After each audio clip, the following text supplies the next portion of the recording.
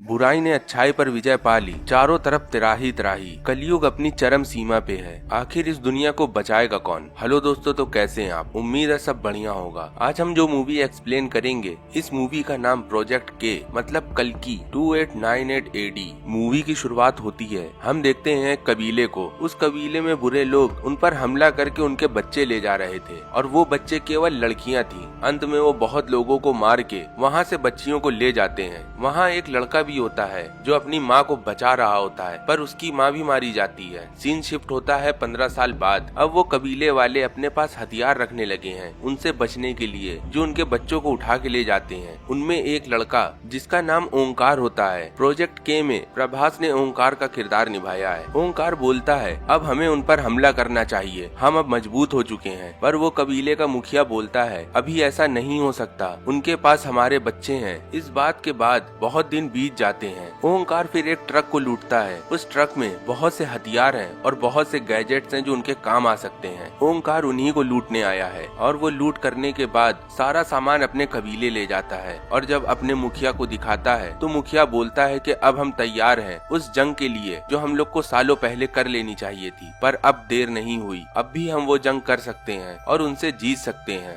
ओंकार मुखिया से बोलता है हमारे बहुत से लोग उनके पास हैं, क्या वो लोग जिंदा होंगे और लड़ने भी कौन आएगा। हम अपने भाइयों से और अपने बहनों से लड़ेंगे। दरअसल वहाँ के लोग इस बात से परेशान होते थे कि जो लड़कियां उन लोग ले जाते हैं आखिर वो लड़कियों का करते क्या हैं, पर उनको नहीं पता। दूसरी तरफ हम देखते हैं उस कंपनी को जो पूरी दुनिया में कब्जा कर चुकी है। उस कंपनी का कमांडर अपनी सेना से बोलता है तुम लोग तैयार हो जाओ, कभी भी जंग हो सकती है और अब की बार हम इस जंग में उन सभी को मार देंगे जो हमारे खिलाफ खड़े हैं। कमांडर फिर एक सिपाही से बोलता है हमारी ब्लैक बटरफ्लाइयों को बुलाओ, उनके बिना तो ये मिशन हो भी नहीं सकता। दरअसल वो ये कमांडर जानता है बाहर जितने बागी लोग हैं इन पर हमला नहीं कर सकते, ये लोग उन बागियों पर बहुत अच्छे से हमला कर सकते हैं। फिर वहाँ बहुत सी लड़कियाँ आती हैं जिनको कमांडर अभी ब्लैक बटरफ्लाई बोल रहा था। उनमें एक लड़की जिसका नाम माया है। माया का किरदार दीपिका पादुकोण ने निभाया है और जितनी भी लड़कियाँ हैं सभी का इस कंपनी ने माइंड वॉश कर दिया है और सभी इनके लिए मरने और मारने के लिए तैयार हैं। पर दीपिका पादुकोण को अभी भी वो याद है जब उसको उठा के लाया गया था और उसके परिवार को उसकी नजर के सामने मार दिया गया था, पर वो अकेले बदला नहीं ले सकती, तो इस वजह से वो कुछ नहीं कर पाती। माया को ये कंपनी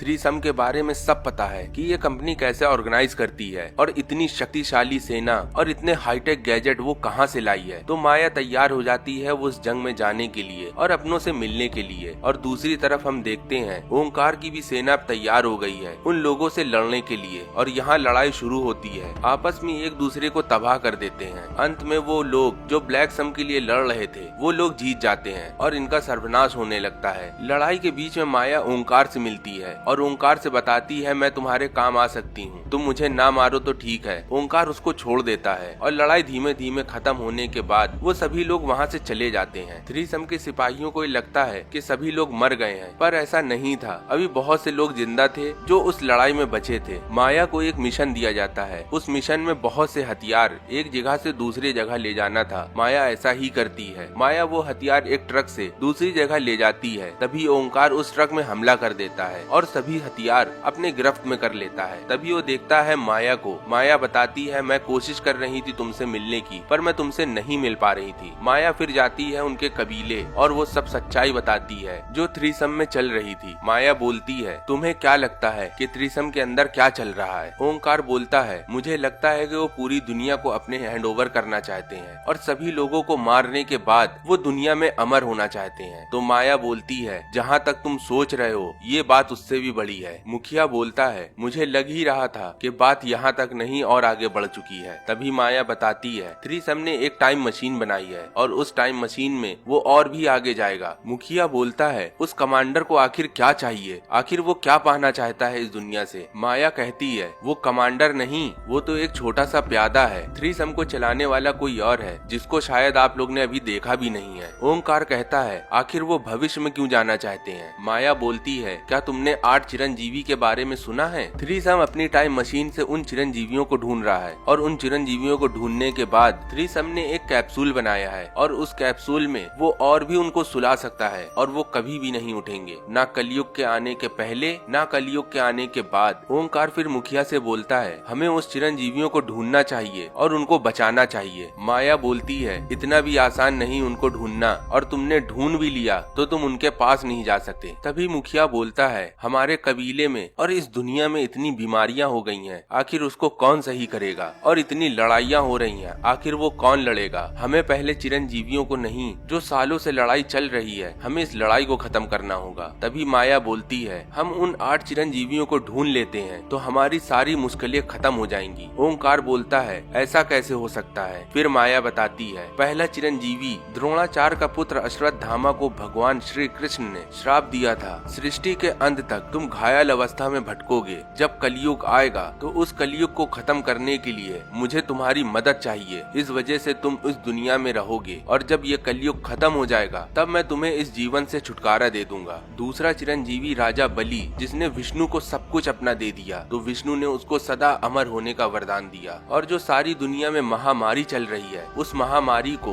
वेद व्यास खत्म कर सकते हैं। दरअसल इनको आयुर्वेदिक का भगवान कहा गया है। चौथे चिरंजीवी हनुमान है। हनुमान जी जब माता सीता के पास राम जी का मैसेज लेके गए थे, उसी समय माता सीता ने हनुमान जी को अमर होने का वरदान दिया था। और पांचवे चिरंजीवी विभीषण को कहा गया है। विभीषण को राम ने वरदान दिया था जब राम जी की विभीषण ने मदद करी थी। और हम इस युद्ध को इस वजह से नहीं जीत पा रहे, हमारे पास कोई गुरु नहीं है, तो गुरु के लिए कृपाचार्य हैं जो छठे चिरंजीवी हैं। कृपाचार्य एक बहुत अच्छे गुरु हैं। इन्होंने महाभारत में कौरव और पांडवों को अपनी शिक्षा दी थी, और अपने तप और ज्ञान से ये पूरी दुनिया में छठे चिरंजीवी के नाम से जाने जाते हैं। सातवें चिरंजीवी परशुराम हैं। ये भगवान विष्णु के अवतार हैं। और आठवें और लास्ट ऋषि मार्कंडेय अल्पायु हैं। इन 8 चिरंजीवियों को हमें ढूंढना होगा और इनको बचाना होगा। मुखिया बोलता है हम जिससे आस लगाए हैं और जिनको हमें बचाना चाहिए, हम उनको क्यों बचाएंगे। माया बोलती है सभी अवतार को अभी ये नहीं पता कि कलयुग अपनी चरम सीमा पे है, और कलयुग इस हद तक जा चुका है कि वो प्रेजेंट, पास्ट और फ्यूचर सब जानता है। हमें उनको ढूंढने के बाद ये भी बताना होगा कि आखिर दुनिया में चल क्या रहा है। ओंकार माया से बोलता है आखिर हम उन्हें कैसे ढूंढ सकते हैं। माया बोलती है कि हमें भविष्य में जाना होगा और भी आगे। उन सभी चिरंजीवियों से हमें वो ज्ञान लेना होगा, और उस ज्ञान के बलबूते हम इस थ्रीसम को खत्म कर सकते हैं। फिर हमें यहाँ मूवी का थीम समझ में आता है कि आखिर इस मूवी का नाम प्रोजेक्ट के क्यों रखा। यहाँ शुरू होता है वो सफर जहाँ उस दुनिया में जाना है जहाँ 8 अवतार हैं। प्रोजेक्ट के माया ओंकार से बोलती है कि तुम यहाँ कल्कि का अवतार निभाओगे, और कल्कि वो है जो सभी 8 चिरंजीवियों को ढूंढ के दुनिया से कलयुग खत्म करेगा। माया फिर एक टाइम मशीन देती है, और उस टाइम मशीन से ओंकार कोई भी समय जा सकता है, पर ओंकार को उस समय में ज्यादा दिन नहीं बिताने, वो ज्यादा से ज्यादा 1 महीना बिता सकता है। और 30 दिन के अंदर ओंकार वापस नहीं आएगा तो वो मशीन वापस आ जाएगी, ओंकार वही रह जाएगा। अब हम इस मूवी में ओंकार को कल्कि बोलेंगे। माया उसको वो मशीन ला के देती है जिस मशीन से वो टाइम ट्रेवल कर सकता है। फिर कल्कि उस मशीन में बैठ के वो समय जाता है जहाँ सालों से उस मंदिर में तपस्या कर रहे हैं। कल्कि को ये बात याद थी कि वो डायरेक्ट उस मंदिर में नहीं जा सकता, इस वजह से वो अपने एक रोबोट को भेजता है, और रोबोट जैसे ही उस मंदिर में जाता है, यहाँ हम देखते हैं अश्वत्थामा को। अश्वत्थामा का किरदार अमिताभ बच्चन निभा रहे हैं। अश्वत्थामा को महसूस हो जाता है कि उस मंदिर में कोई आया है। अश्वत्थामा ने लाखों साल बाद अपनी आंखें खोली हैं। उस मंदिर में उस जगह बैठे बैठे अश्वत्थामा को लाखों साल हो चुके हैं। उस अवस्था में बैठे हुए अश्वत्थामा के चारों तरफ गंदगी और मकड़ी के जाले हैं, और वो शिवलिंग के सामने शिवलिंग की पूजा कर रहे हैं। अश्वत्थामा जब अपने स्थान से उठते हैं और उस रोबोट को एक झटके में खत्म कर देते हैं। फिर हम देखते हैं उनके बदन में हर तरफ पट्टी बंधी है, और यहाँ हमें पता चलता है श्री कृष्ण का वो श्राप जिसमें अश्वत्थामा को उन्होंने बोला था सृष्टि के अंत तक तुम घायल अवस्था में इस दुनिया में भटकोगे। दूसरी तरफ हम देखते हैं कल्कि जब उस मंदिर में कदम रखता है तो उसके पैर में आग लगने लगती है। फिर कल्कि को याद आता है माया ने बोला था जब उस मंदिर के अंदर जाना तो तुम पहले माथा टेकना, और माथा टेकने के बाद अपने मन के अंदर जो भी काली और जो भी बुराइयां हैं शांत करके मंदिर के अंदर जाना। पर अंदर जाने से पहले तुम ये ना सोचना कि मैं कोशिश कर रहा हूँ, तुम ये सोचना कि मैं जाके ही रहूंगा, तभी तुम जा पाओगे। और कल्कि ऐसा ही करता है, वो मन के अंदर बोलता है मैं इस मंदिर के अंदर जाके ही रहूंगा, और वो बैरियर टूट जाता है। कल्कि जब अंदर जाता है तो अश्वत्थामा खड़ा है सामने। अश्वत्थामा कल्कि को देख के बोलता है तुम अंदर कैसे आ गए, कोई आम आदमी इस मंदिर के अंदर नहीं आ सकता, तुम कैसे आ गए? अश्वत्थामा से कल्कि बोलता है, हमें आप सब चिरंजीवियों का इंतजार है। कलयुग अपनी चरम सीमा पे है। आप लोग कब आओगे इस धरती को बचाने? अश्वत्थामा बोलता है, मैं क्यों इस धरती को बचाऊंगा? कल्कि अश्वत्थामा से बोलता है, ये काम तुम भगवान के लिए और इंसानियत के लिए करोगे। अश्वत्थामा बोलता है, मेरे साथ कौन सी इंसानियत हो गई? मुझे श्री कृष्ण ने अमर होने का ऐसा श्राप दिया, मैं पूरे बदन से जख्मी हूँ, पर ये जख्म कभी भी खत्म नहीं होते। और ना मेरा जीवन, ऐसा जीवन किस काम का कि मैं लाखों सालों से एक जगह बैठा हुआ हूँ। तुम्हें क्या लगता है, क्या ये कोई वरदान है? कल्कि बोलता है, मैं ये सब नहीं जानता, मैं बस केवल एक बात जानता हूँ, जीवन बचा है तो किसी वजह के लिए, और जीवन का कोई अस्तित्व नहीं होता अगर कोई इस जीवन की वजह ना हो। अश्वत्थामा बोलता है, वजह केवल एक मुझको दिख रही है, तुम्हें खत्म करने की। फिर अश्वत्थामा कल्कि के ऊपर हमला कर देते हैं। दोनों में बहुत खतरनाक लड़ाई होती है। अश्वत्थामा अपनी शक्ति से कल्कि को बहुत मारते हैं और कल्कि अपने हाईटेक गैजेट से अश्वत्थामा का सामना करता है। अश्वत्थामा को जब वो एक पंच मारता है तभी अश्वत्थामा वहाँ रुक जाते हैं। मैं बस ये देख रहा था कि तुम्हारे अंदर वो क्षमता है कि जिससे तुम मेरा ज्ञान ले सको। और फिर यहाँ शुरुआत होती है उस ज्ञान की जो अश्वत्थामा देना चाहते हैं। और 1 महीना बीतने के बाद अश्वत्थामा अपना ज्ञान और अपनी सारी कला